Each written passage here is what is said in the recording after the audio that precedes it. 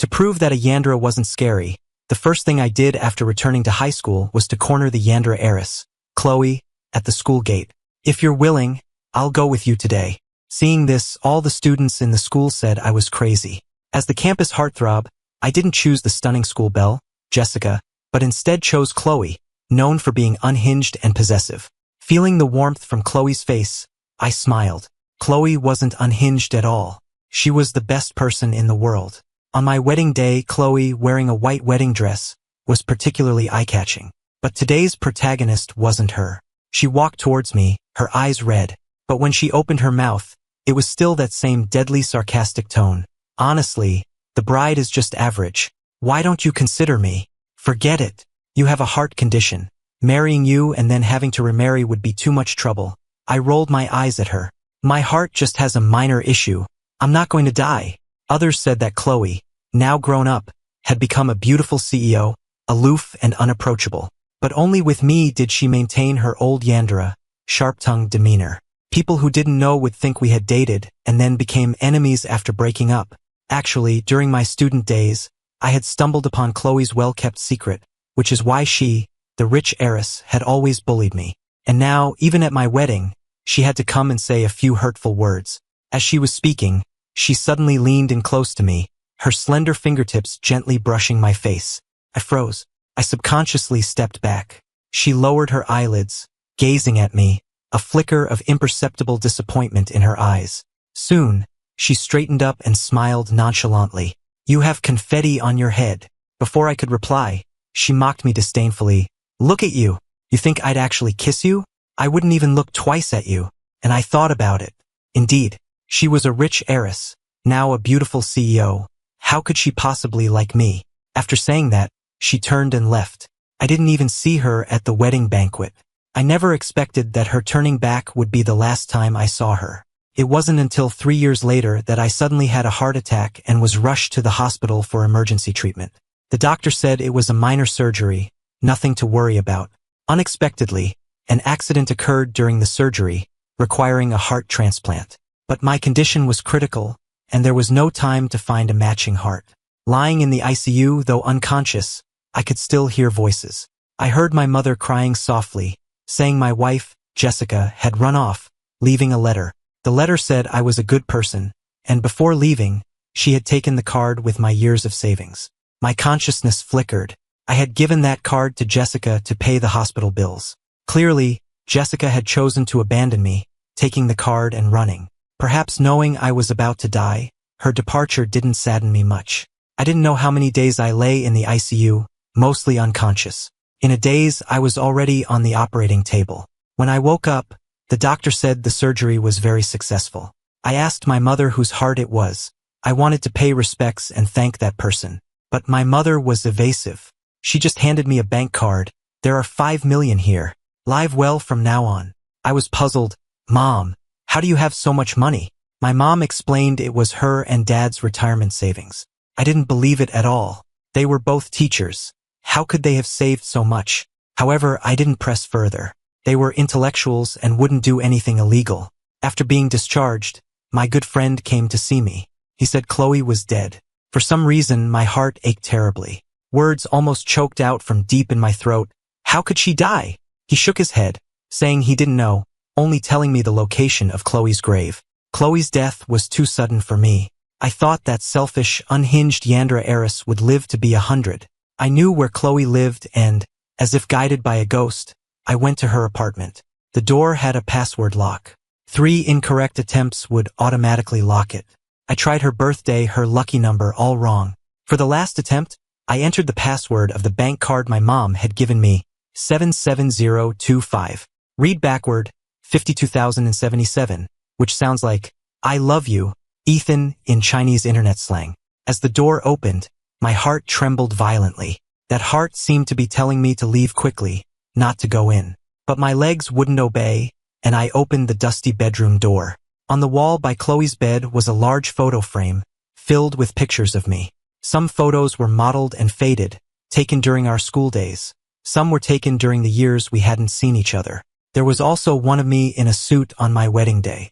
I picked up a photo and found writing on the back. Looking through them, I discovered writing on the back of every photo. Ethan, besides being good at studying, you're terrible at everything else, especially judging people. Your taste is awful. How could you fall for that two-faced Jessica? Ethan, you dare call me crazy? Just you wait. Tomorrow I'll stop liking you. It's been a year, Ethan. I still like you.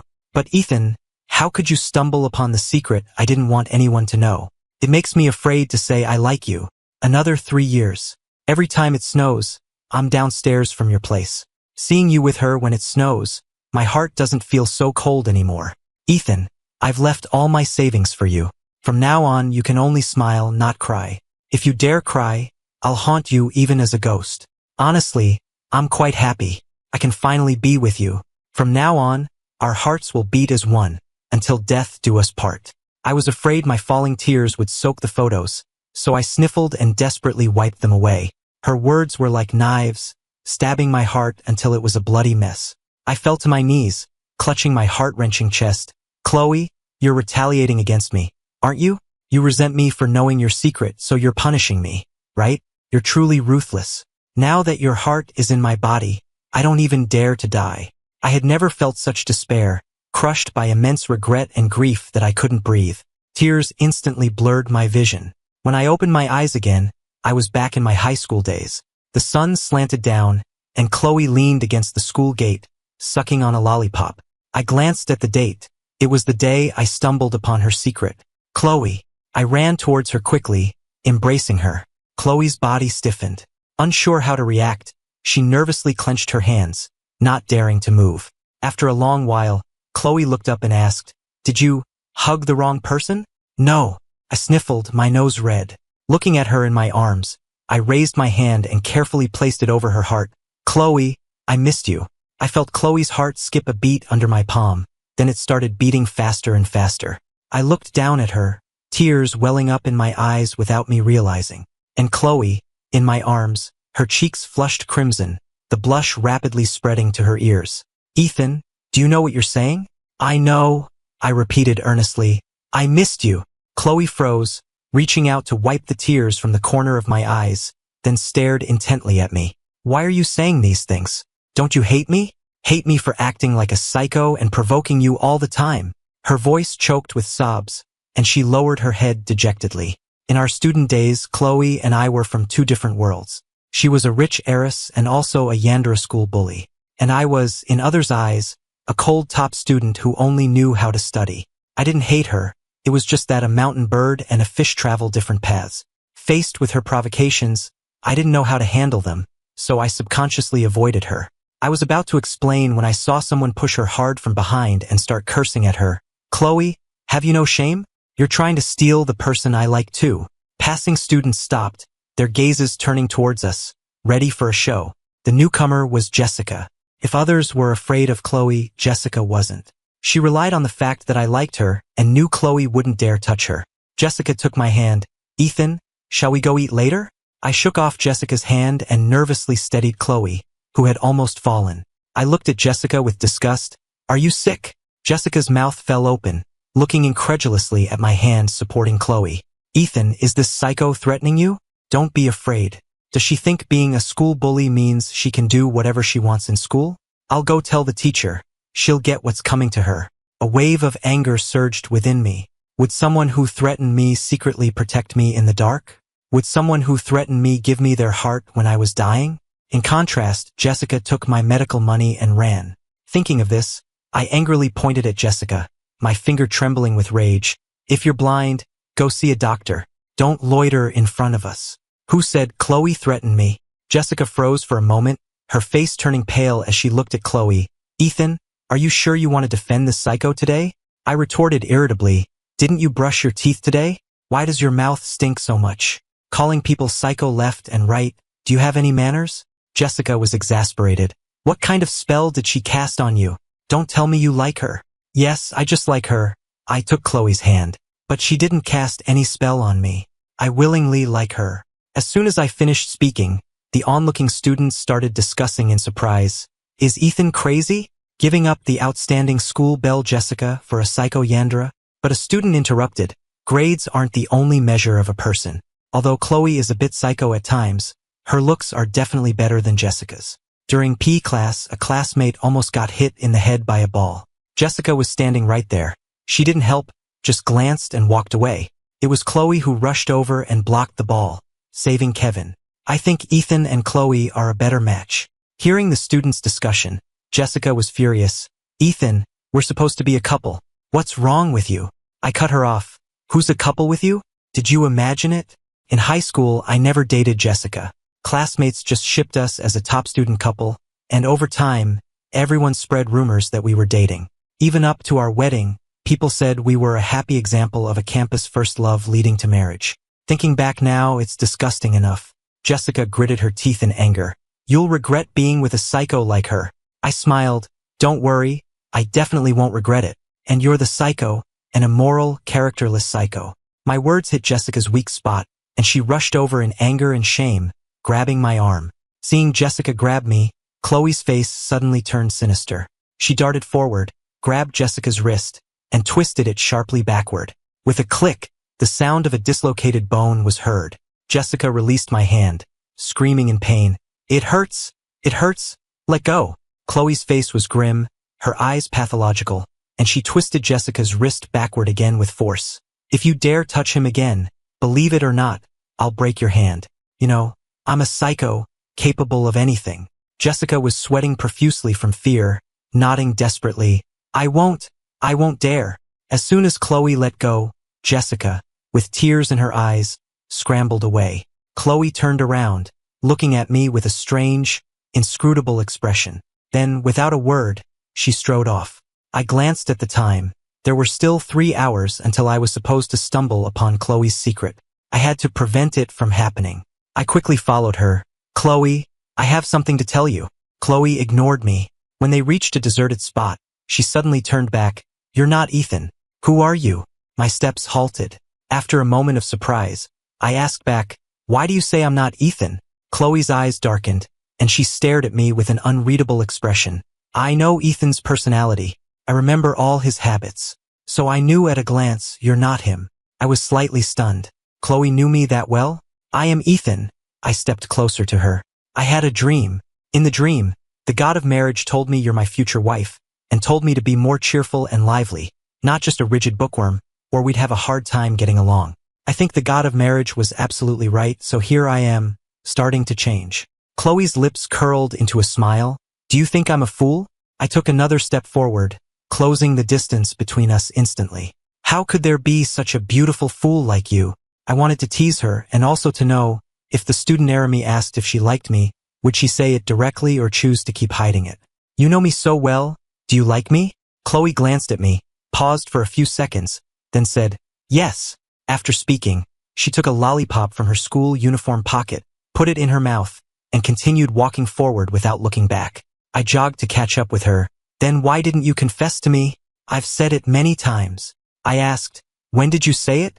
Chloe stopped abruptly, and I, caught off guard, bumped into her back. Her back was to me, her silhouette trembling slightly. In every teasing remark I made to provoke you, I was afraid of being too serious and scaring you, and also afraid of not being serious enough for your dense self to understand. And afraid you'd understand and avoid me. I won't avoid you anymore. I hugged her from behind. Chloe turned and pushed me away. You're not Ethan. Stay away from me. I said urgently. I am Ethan. Really? Chloe huffed, arms crossed. You said you had a dream? The god of marriage said I'm your future wife.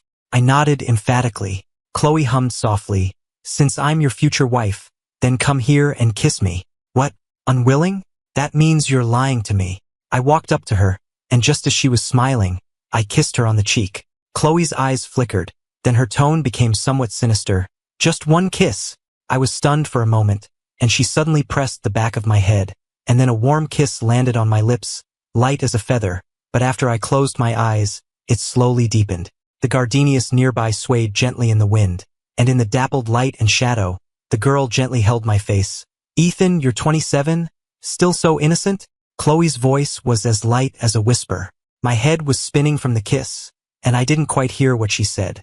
I asked her, do you believe I'm Ethan now? She chuckled, pinched my cheek, and turned to leave, casually tossing out, not sure. Needs further investigation. I felt like I'd been played. I glanced at the time and hurriedly chased after Chloe, grabbing her arm. Can I take you out to play? No. I'll treat you to dinner. No. I'll take you gaming all night, my treat. Chloe turned her face, looking me over meaningfully. You've been following me and stopping me all day? What are you trying to do? Did I?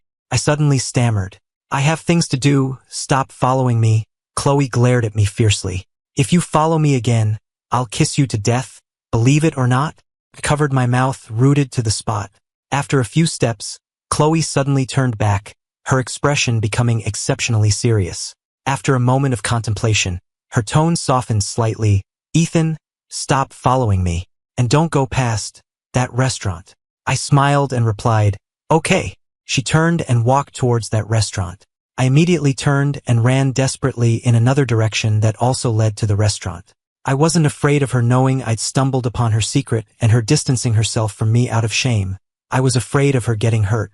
Since I couldn't prevent it from happening this time, I would face it with her. The day I stumbled upon her secret, I went to the bookstore to buy study materials and passed by the Grandview restaurant.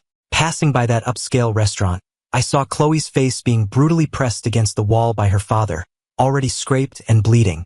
You little bastard, still dare to glare at me? Believe it or not, I'll kill you.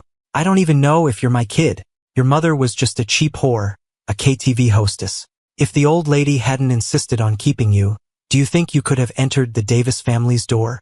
The ferocious-looking middle-aged man, seeing Chloe didn't reply, picked up a brick from the ground and violently smashed it against her head. Blood dripped from her forehead, staining her blue and white school uniform. If you dare mention that cheap whore's name in front of me again, I'll kill you. The man angrily grabbed Chloe's hair, the sound of slaps echoing. Chloe was beaten black and blue by the man, her forehead bleeding, her mouth bruised, but she didn't make a sound, as if she was used to the man's abuse. No one dared to intervene. I only heard the driver and housekeeper sighing nearby. This child has a hard life. Her mother was a KTV hostess. Her father doesn't acknowledge her, sees her as a disgrace, living cautiously in the Davis family, often beaten until she's bleeding. What a sin. I was shocked. I always thought Chloe was a carefree heiress, but I never imagined she was born into such a suffocating family, with such a mother. Terrified by the scene of abuse, I quickly called the police. But the driver came over and stopped me. Calling the police is useless. This is a family dispute, and the Davis family's influence is not something you can afford to offend. I advise you, kid, not to meddle in other people's business. Kid, you understand the principle of sweeping the snow from your own doorstep and not worrying about the frost on others' roofs, right? My emotions were complex as I looked at Chloe, but unexpectedly, our eyes met. The moment she saw me, her vibrant face turned deathly pale. Shock, panic, helplessness, various emotions flashed across her eyes. Her eyelashes trembled, and she hurriedly avoided my gaze. Back then, I didn't understand Chloe's thoughts. She didn't want the person she liked to see her in such a wretched and helpless state. Anyone could see, but not me. At that time, I just wanted to help a classmate, so I mustered the courage to step forward and threaten the man. I've already called the police. If you don't let her go, you'll be waiting for jail. Hearing the words called the police, the man glared at me fiercely. Do you know who I am? Believe it or not, I'll find someone to kill you. I sneered. Even if you're the king of heaven, if you hit someone, you'll still have to be locked up for 24 hours. The man furiously raised his fist towards me, but then the housekeeper rushed over and stopped him. Sir, the company is about to go public. Don't cause trouble. The man reluctantly lowered his fist. Before leaving, he disgustingly spat on my shoe. Kid, you just wait. After the man left, I wanted to take Chloe to the hospital, but she ruthlessly shook off my hand. She wretchedly wiped the blood from her face, slowly turned her head, her voice like ice. Get lost. I wasn't angry. Her temper was always unpredictable. As I was about to leave, a woman dressed provocatively, arm in arm with a middle-aged man with a beer belly, walked towards us. If witnessing Chloe being abused made her angry, then the next scene completely shattered her mental world. The woman walked straight to Chloe. This is your stepfather. Your stepfather lost money gambling. You're a Davis heiress. Give me money. Chloe's eyes were bloodshot. I don't have money. You don't have money? The woman patted Chloe's face. You're a Davis heiress and you don't have money? Did I give birth to you for nothing? If I hadn't desperately tried to seduce Mr. Davis back when I was a bar hostess, would you exist? Could you enter the Davis family and be a young lady? When the woman mentioned being a bar hostess, Chloe looked at me nervously. Seeing I was still there, she gritted her teeth and roared at the woman, "Enough! Stop talking!" Chloe didn't know that I had already found out her mother was a hostess when she was being beaten by her father. Seeing Chloe wouldn't give her money, the woman threatened, "If you don't give me 100,000 within a week, I'll go tell Mr. Davis you're not his biological daughter, and you'll be thrown out onto the streets." After speaking, the woman took the man's arm and got into a car without looking back. Chloe hadn't shed a single tear even when her father beat her bloody, but now, her eyes were red and filled with tears, staring at the direction the woman left for a long, long time. "If you don't treat me well, why did you give birth to me?" She stood there on the street as dusk fell, her spine momentarily bent. The sky grew darker, and the night finally swallowed her. When she turned, I had already left. I knew she didn't want to see me still standing there, prying at her scars. The next day, Chloe came to school as if nothing had happened. She wasn't dejected, not down, her temper as bad and fierce as ever. What was different was that she was even fiercer towards me. I knew she blamed me for stumbling upon her secret. A suffocating family, an abusive father, a hostess mother, all the unbearable aspects she wanted to hide, I had witnessed. Our already distant relationship grew even further apart. But this time, knowing the whole truth, I wouldn't let her face these hardships alone. I ran, panting, to the Grandview restaurant, and seeing the scene before me, my eyes widened in astonishment. Chloe was holding a wooden stick, her father's face covered in blood, as she forcefully pressed him against the wall.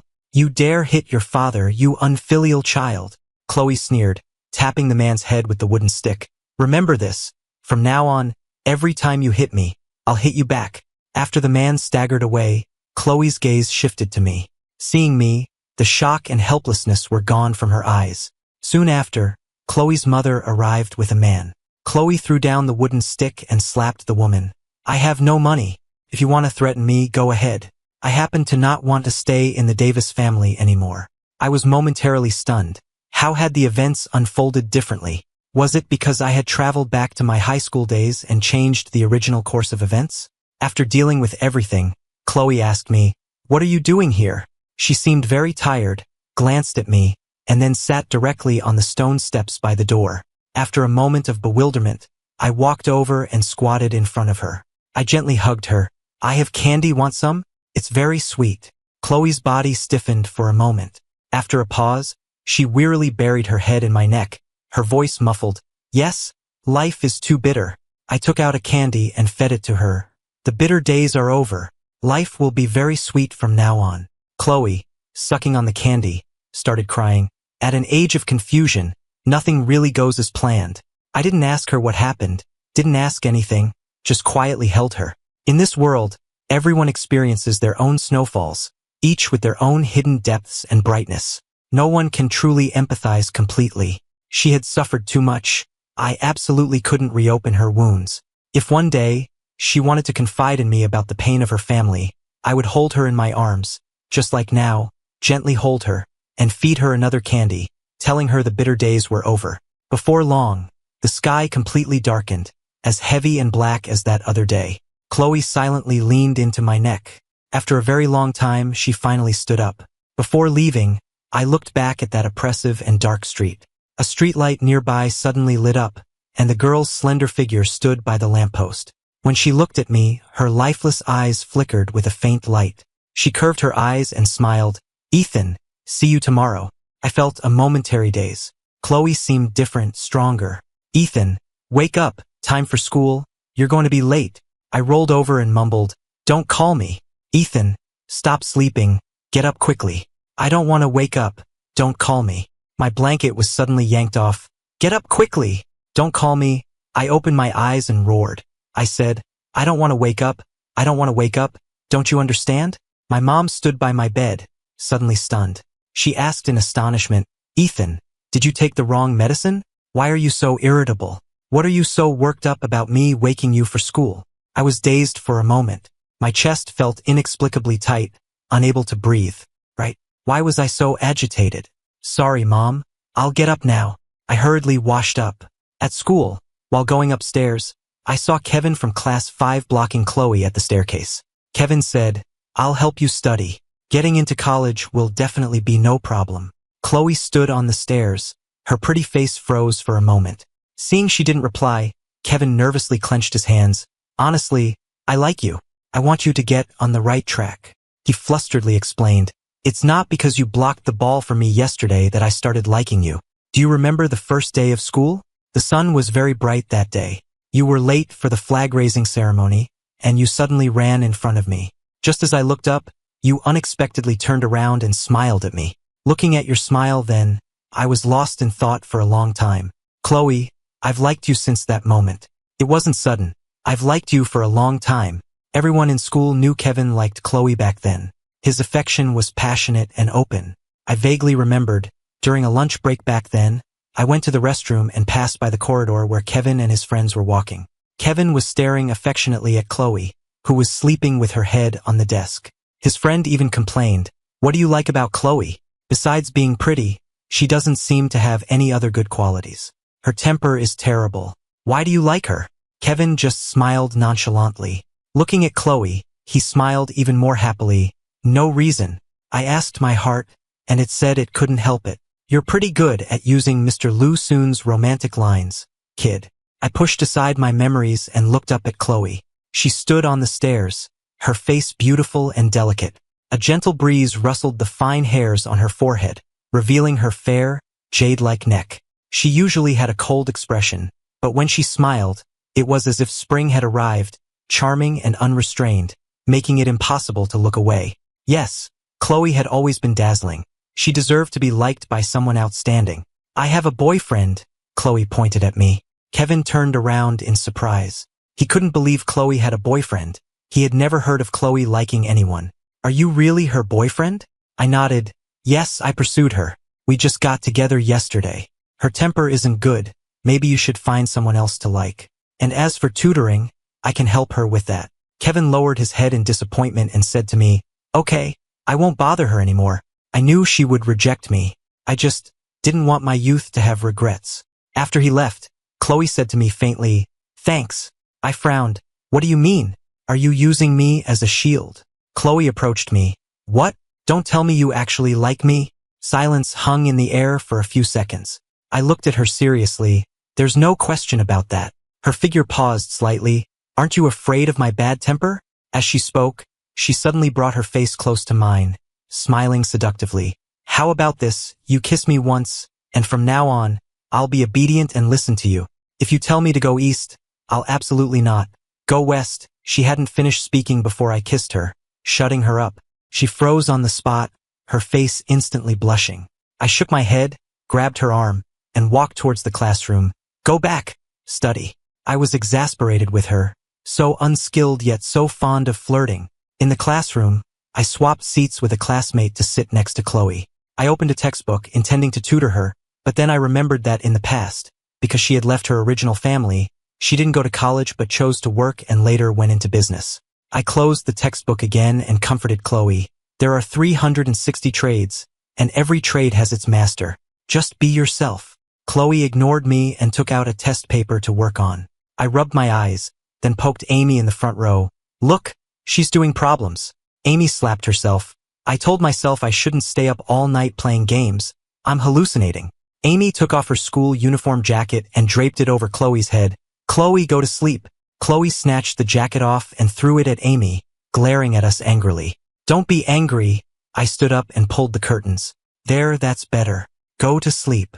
Amy gave a thumbs up. "Top student. You're always so considerate." Chloe tapped her fingers on the desk. "Can you two be quiet? Don't disturb my studying." Amy and I said in unison, "You're studying? You too. Stop being so sarcastic." Heaven knows, I really wasn't being sarcastic. I was genuinely surprised. I thought Chloe was just kidding on a whim, but I didn't expect her to actually be studying seriously. And it wasn't just a 3-minute passion. In the following days, she worked very hard every day. She moved out of the Davis house and rented a small apartment. She studied desperately every day and worked part-time jobs like crazy to save for college tuition. Chloe had strong self-esteem and refused to take my money. Wanting to do something for her, I secretly went to tidy her room and cook for her. hoping she could relax a bit after a hard day. Just as I finished, I heard her and Amy's voices, so I subconsciously slipped out the back door and hid. Amy saw the table full of food and excitedly called out to Chloe, "Chloe, you've got a secret helper in your house." The two sat down and picked up their chopsticks to eat. I eagerly peeked through the window. I wondered if the food suited Chloe's taste. Ugh!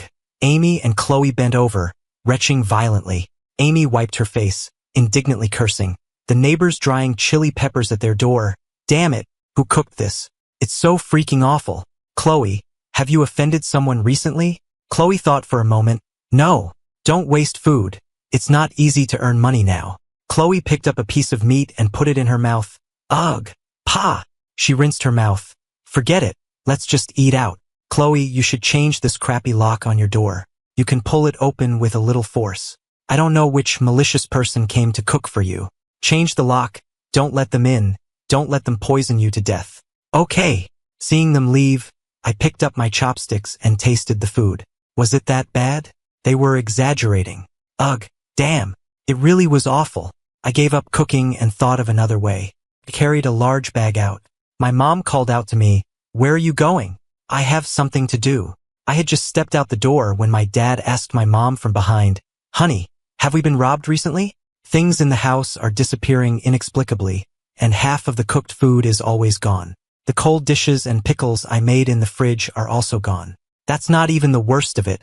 It feels like the house is about to be emptied. My mom rolled her eyes at him. "Your son has been carrying a big bag out every day, and you're only noticing now?" I put the food in Chloe's fridge so she could heat it up herself when she got back. I also took out toilet paper, laundry detergent, toothbrushes, shower gel, and other daily necessities. This way, Chloe wouldn't have to spend money on them. In our respective busyness, time flew by. The cicadas chirped incessantly in summer, and before we knew it, we were in our senior year of high school, about to take the college entrance exams. I asked Chloe, "What school do you want to apply to?" Chloe rested her chin on her hand, looking out the window, her voice lazy. "Medical school. Why do you want to study medicine?" I was surprised. "What about you?" Chloe lowered her hand, her eyes curving as she looked at me. Clearly, she was changing the subject. "I want to get into NYU School of Law." Chloe's pupils widened slightly in surprise. "Why do you want to change your major?" After returning to high school, I had never said what major I wanted to study, so how could it be a change? The current Chloe always seemed to see through everything, making me feel like she had been reborn. If that were true, how wonderful it would be. If she were reborn, she could face the hardships of her family with more detachment and less pain. She could also avoid many bad things in the future. I hoped she could live a little easier this life. Seeing me dazed, Chloe snapped her fingers in front of me. "What are you daydreaming about? Why do you want to change your major?" I smiled without saying anything, because I wanted to be a lawyer in the future. If any bastard bullied Chloe again, I would sue them to death. "I think lawyers are cool." I took a strawberry-flavored candy from my pocket and offered it to Chloe's lips. "Here, open your mouth." Chloe moved her lips. "Ah!" I smiled and pinched her fair cheek. "So good. Let's work hard together and ace the college entrance exams." The countdown numbers for the college entrance exam on the blackboard decreased day by day. Soon, high school graduation arrived, and our youth remained in the scorching summer. The sweat we shed was not in vain. Chloe and I successfully got into our ideal universities. After entering university, Chloe and I were in different cities, talking on the phone for hours every day, starting a long-distance relationship. We occasionally argued. I heard from her roommate that many handsome guys were pursuing her. In a fit of anger, I bought a ticket to Austin to find her. On the train, I called Chloe, "Come pick me up at the station later." Chloe said, "Don't tell me you came to find me?" I had a bad feeling. "Don't tell me you came to find me too?" We both sighed helplessly into the phone. "Let's find a midpoint and get off together." After getting off the train, it started to rain. I stood under the eaves of the station, waiting for a long time. Just as I was wondering why Chloe hadn't arrived yet, I saw a beautiful face magnified before my eyes. Chloe smiled sweetly, leaning closer to me, so close that our noses touched. The next second, she kissed me. "Stop being angry, okay?" she cooed, resting her arm on my shoulder. I took a bus, and as soon as I got off at the bus station, I ran right over. I was very angry. "Why didn't you take a taxi? Can't you stop trying to save money and making yourself suffer?" I tenderly touched her face, wet with sweat. Are you tired from running? Not tired at all seeing you. We both smiled foolishly. As it grew dark, we held hands affectionately, looking for a place to stay. At the hotel, we looked at each other. I had booked a room with 2 beds. After sitting for a while, I felt a bit awkward and said, I'm going to take a shower. Afraid Chloe would misunderstand, I explained, I'm really just, wanting to take a shower. I feel all sticky. Chloe nodded, okay, go ahead. After I came out, wrapped up tightly, I jumped onto the bed and dived under the covers. I said, don't worry, I absolutely won't touch you until we're married. I'm going to sleep now. Go to sleep, Chloe said, getting up to take a shower. When she came out, she suddenly slipped into my bed. I was like a frightened little rabbit. I nervously asked her, what are you doing? She leaned close to my ear. I'll just kiss you once. I won't do anything else. She moved closer to my lips and kissed me several times. I blushed, turned over, and clutched the blanket tightly. Be rational. Chloe turned off the light and hugged my waist from behind. Don't be nervous. I won't touch you. You're hugging me too tight. I'm afraid you're cold. I'll warm you up. I said, it's summer. What the heck are you warming up? It's all the fault of the air conditioner being too cold, she said. Her hand moved down, and my body suddenly tensed. Where are you touching? Stop it. I struggled, ashamed and angry. Chloe! Years turned, time flew, and after graduating from university, Chloe became a renowned doctor. I became a lawyer. On our wedding day, Chloe, in her wedding dress, was breathtakingly beautiful. I leaned against my dressing table, smiling unrestrainedly. Congratulations, Mrs. Ethan. You finally got your wish and had your way with me. You were such a rogue that day. I don't even want to talk about it. Chloe smiled mischievously. Tonight, it's your turn to be proactive, okay? Under the blessings of friends and family, we completed our wedding ceremony. Our married life was happy and fulfilling, living a simple, ordinary life. On bustling streets, I would hold flowers to pick Chloe up from work. After work, she would gently lie on my lap watching dramas, and I would dotingly feed her snacks. I thought life would always be this happy. In the 3rd year after our marriage, at the age of 27, I finally couldn't escape a heart attack. What was different this time was that I wasn't afraid at all, because Chloe was my surgeon. As I was wheeled into the operating room, Chloe held my hand tightly. Trust me, you'll be fine. I smiled and nodded. I trust you. As expected, the surgery was very successful. After being discharged, Chloe wouldn't let me do anything, wishing she could look after me constantly. At night, I held Chloe on my lap, gently blow-drying her hair. She snuggled in my embrace.